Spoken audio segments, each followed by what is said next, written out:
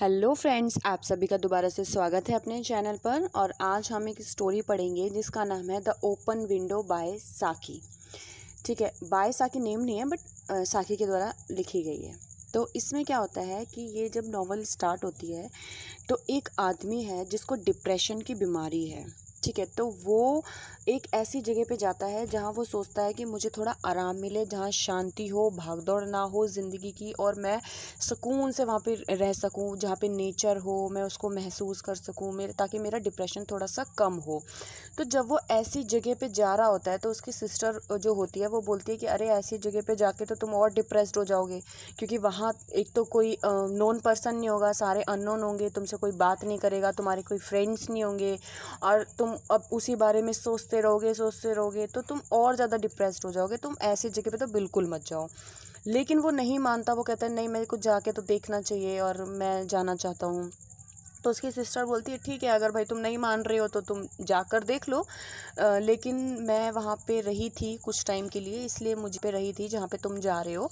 तो मैं वहाँ पे कुछ लोगों के एड्रेस और नाम तुम्हें दे देती हूँ जो बहुत ही अच्छे लोग हैं और तुम्हारी हेल्प कर सकते हैं या तुम्हारे फ्रेंड बन जाएंगे। वहाँ पे तुम रह के देखना, अगर तुम्हें अच्छा लगे, तुम्हारा डिप्रेस्ड कम हो या तुम्हें अच्छा लगे तो तुम रहना, और नहीं लगे तो तुम वापस आ जाना। तो उसकी सिस्टर उसको एड्रेस देकर भेज देती है। तो वो जब वहाँ जाता है तो वो सबसे पहले एक आंटी होती है उनके घर में जाता है। तो डोर जैसी वो खटखटाता है तो उसमें से एक बच्ची होती है जो गेट ओपन करती है। वो होगी 14-15 साल की लड़की होती है। वो जब डोर ओपन करती है तो वो उस डोर ओपन करते ही उस आदमी से पूछती है कि आप मेरी आंटी से मिलने के लिए आए हैं, तो आप थोड़ी देर वेट करिए, वो थोड़ी देर बाद आएंगी, लेकिन तब तक आप मेरे से बात कर सकते हो। ऐसे करके वो उनसे बातें करने लगती है। लेकिन वो जो आदमी होता है वो वैसे ही डिप्रेस्ड होता है, वो किसी से बोलना ही नहीं चाह रहा होता है। लेकिन उसको उस बच्ची की बातें काफ़ी अच्छी सी लग रही होती है कि मतलब अच्छा बोल रही है लड़की, और वो ये नहीं चाहता कि वो कुछ उसको ऐसा बोल दे जिससे वो सैड हो जाए या कुछ भी। तो वो शांति रहता है, उसकी बातें सुनता रहता है। फिर वो लड़की बोलती है कि क्या तुम मेरी आंटी से पहले मिल चुके हो? तो वो बताता है, कहता है नहीं नहीं, मैं तो नहीं मिला, मैं फ़र्स्ट टाइम मिलने जा रहा हूँ। एक्चुअली मेरी सिस्टर ने मुझे ये एड्रेस दिया है कि वो आंटी बहुत अच्छी है और मुझे उनसे मिलना चाहिए, मैं यहाँ पे न्यू आया हूँ तो मेरी थोड़ी जान पहचान हो जाएगी। कहते हैं अच्छा, कितने साल पहले रहती थी तुम्हारी सिस्टर यहाँ पे? तो वो बताता है 4 साल बाद। तो कहता है फिर तो तुम गलत एड्रेस पर आए हो। मतलब कि मेरी जो आंटी हैं उनके 3 साल पहले ही उनके साथ एक ऐसा दुर्घटना घटी है, उनके साथ ऐसी ट्रेजेडी हुई है कि मतलब कि वो पहले जैसी आंटी नहीं रही अब। तो मतलब वो बता रहा होता है ट्रेजेडी, कैसी ट्रेजेडी हुई, क्या हुआ, वो ये सब। वो एक्चुअली पहले से ही डिप्रेशन में है बट वो फिर भी उनकी स्टोरी सुनने के लिए एग्री करता है कि क्या स्टोरी थी, बताओ मुझे। तो वो लड़की उसको बताती है कि तुम ये जो विंडो देख रहे हो ना, जो हमारी विंडो खुली हुई है, इतनी सर्दी में इतनी ठंड हो रही है और हमने अपनी पूरी विंडो ओपन कर रखी है। तुम्हें अजीब नहीं लग रहा ये कि हमने क्यों ओपन कर रखी है? हम पागल तो है नहीं।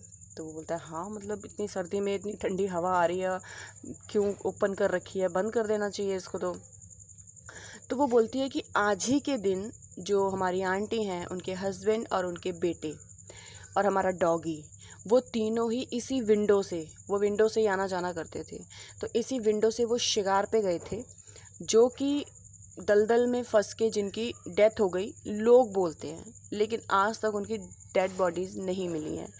तो मेरी आंटी जो है वो मतलब हमेशा इसी विंडो के पास बैठकर उनका वेट करती है कि वो एक दिन आएंगे आएंगे और आएंगे। वो बहुत डिप्रेस्ड है, बहुत ज़्यादा डिप्रेस्ड है अपने हस्बैंड की डेथ और अपने सन की डेथ को लेकर, लेकिन उनके अंदर एक उम्मीद है कि वो वापस आएंगे, क्योंकि उन्होंने अभी तक उनकी डेड बॉडीज़ को नहीं देखा या मिली ही नहीं है। इतनी बातें चल रही होती है, वैसी वो आंटी आ जाती है। आंटी बोलती है कि तुम्हें इस ओपन विंडो से कोई प्रॉब्लम तो नहीं है? तो वो बोलते हैं नहीं नहीं, इट्स ओके, कोई बात नहीं। तो वो बोलती है एक्चुअली ना मेरे हस्बैंड आने वाले हैं तो इसलिए मैंने खोल के रखा है, और मेरा बेटा भी आने वाला है, इसलिए मैंने ये विंडो खोल के रखी हुई है। तो वो बहुत शॉक्ड होता है कि मतलब इतना ज़्यादा कॉन्फिडेंस से कोई, क्योंकि हमें पता है अगर वो इंसान मर चुका है तो यार इतने कॉन्फिडेंस से कौन बोलेगा कि वो आ रहे होंगे वापस। बट वो थोड़ा सा टॉपिक चेंज करने की कोशिश करता है। तो वो बताता है कि मैं बहुत बीमार हूँ, एक्चुअली मैं डिप्रेस्ड हूँ। तो लेकिन वो जो आंटी होती हैं वो उसकी कोई बात ही नहीं सुन रही होती, वो सिर्फ अपने में ही लगी होती है, और उसको ये बात मतलब उसको साफ दिख रहा होता है कि मेरी बात में कोई इंटरेस्ट नहीं ले रही है आंटी, क्योंकि वो ऑलरेडी डिप्रेस्ड है, बहुत ज़्यादा डिप्रेस्ड है। लेकिन वो फिर भी कोशिश करता है अपनी बात करने की। फिर वो आंटी बोलती हैं कि मतलब आंटी उसकी बातों पे कोई भी इंटरेस्ट नहीं ले रही होती। फिर वो एकदम से चिल्लाती हैं, अरे देखो मेरे हस्बैंड आ भी गए। तो वो जो लड़का होता है वो पहले 15 साल की लड़की की तरफ देखता है कि मतलब फिर मतलब ये कैसे पॉसिबल हो सकता है। फिर वो विंडो की तरफ देखता है तो 3 परछाई सामने से आ रही होती है, और जैसे वो गए थे मतलब वो बताती है कि वो कोट पहन कर गए थे, गन लेकर गए थे शिकार पे, बिल्कुल सेम वैसी ही शैडोज वहाँ से 3 सामने से आ रही हैं। और वो जैसे ही उस विंडो से अंदर की तरफ एंट्री करती हैं वो आदमी वहाँ से भाग जाता है। तो वो तीनों बोलते हैं कि अरे कौन था ये आदमी जो हमें देख के ही भाग गया। तो वो लेडी बोलती है, अरे था बहुत ही अच्छा आदमी है, डिप्रेस था और मतलब कि मुझसे मिलने आया था, लेकिन तुम लोगों को देखकर शायद गन देख के डर गया हो। अब यहीं पे ये नावल ख़त्म हो जाती है। बट इसमें ये नहीं बताया कि वो रियल में आए या क्या था, वो जो वो रूम में आए ये क्या था, या मतलब कुछ भी ये इसमें मेंशन नहीं है। बस ये है कि वो मर चुके थे फिर वो वापस आए, मतलब कि उम्मीद पे इसमें ये दिखाया गया है कि उम्मीद जो थी उस लेडी की, वो इतनी डिप्रेस्ड थी, इतना सब कुछ उसके ऊपर, इतना बड़ा दुख था, लेकिन उसके बाद भी उसकी हिम्मत नहीं टूटी और उसको ये उम्मीद थी कि वो वापस आएंगे और रियलिटी में वो वापस आए। तो यहीं पे हमारी स्टोरी ख़त्म होती है। Thank you to listening my voice, thank you to all my